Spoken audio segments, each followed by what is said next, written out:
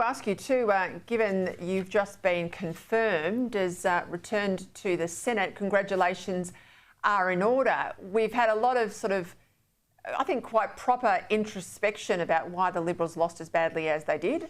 Some navel-gazing, some, as we saw last night on the ABC, a bit of misinformation, too far to the right, we've got to go to the left and hit the middle. Where do you think things need to go in the new party room under new leader Susan Lee?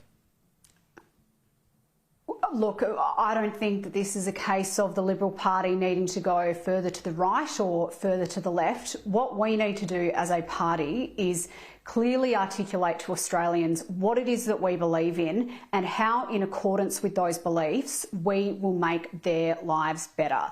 And in everything that I've done in my last 6 years in the Senate, on the backbench, in the shadow ministry, in the shadow cabinet, I have always sought to make sure that my actions speak just as loud as my words in terms of how I want to make lives better for Australians, whether that's tabling a bill in the Parliament to save women's sport or advocating for the rights of Iranian women and girls.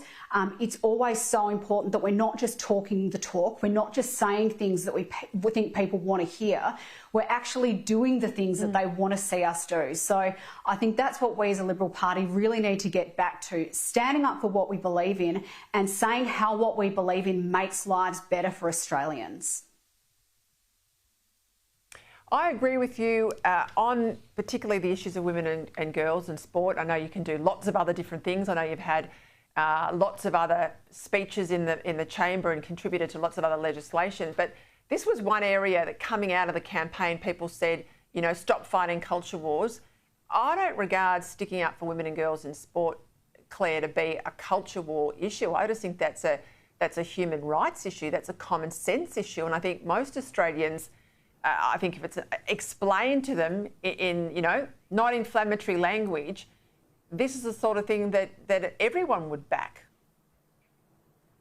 Oh, look, I completely agree with you, Peter. Standing up for the rights of women and girls shouldn't be something that's controversial. It's not a culture war issue. In fact, and I've said this on your program many times, but the overwhelming majority of women who have contacted me concerned about the erosion of their rights in Australia aren't women who tell me that they're traditionally Liberal voters. They are women who tell me that they have traditionally voted for the Labor Party or for the Greens, and that both of those political parties have completely abandoned them on these issues. So you can't tell me that when this is an issue, the protection of women and girls' rights, that has appeal way across the political spectrum, that it's purely a culture war issue. That's just not true.